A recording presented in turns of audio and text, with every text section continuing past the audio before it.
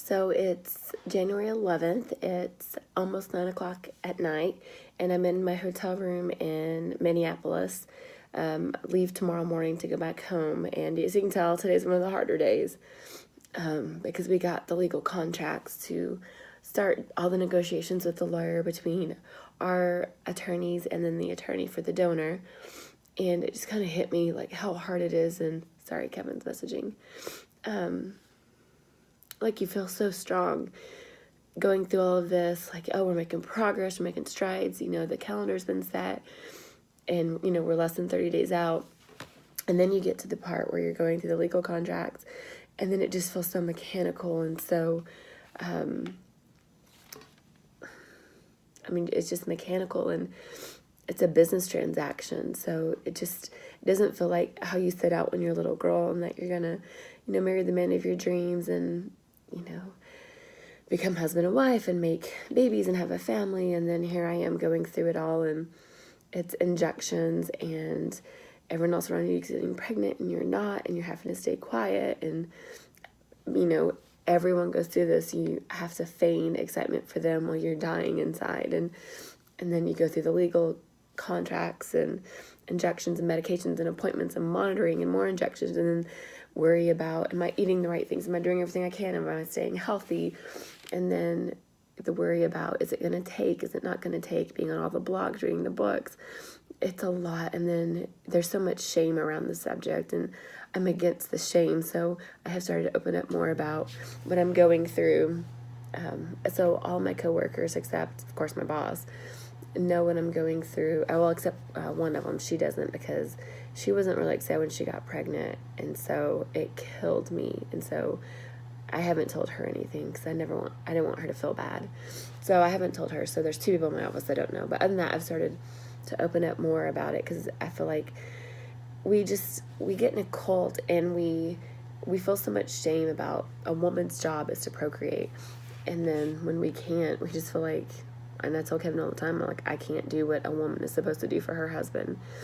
So it's tough. So tonight was a hard night, just reading the contracts and then realizing,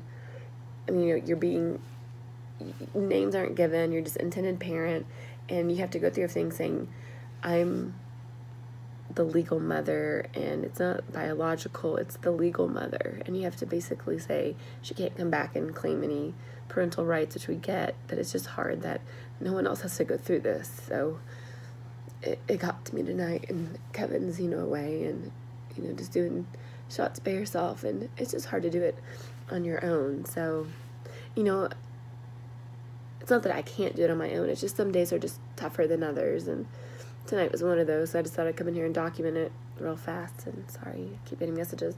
Come in here and document it real fast, just so that it's on here about, it's not always progress. And I don't think anyone says, oh, it was a great journey, but it's definitely the trials and tribulations of what we go through, and the heartache, the pain, the weight gain. You try not to be stressed about the process and the finances of it.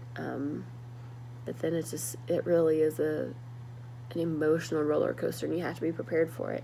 And you say, oh, I'll gear up and just put on my brave hat. But then something comes along like this, and it's just the little words in a legal contract that'll just break you down and catch you off guard. So you're just sitting here as a crying, sobbing, bawling mess. So, yeah, it got me tonight.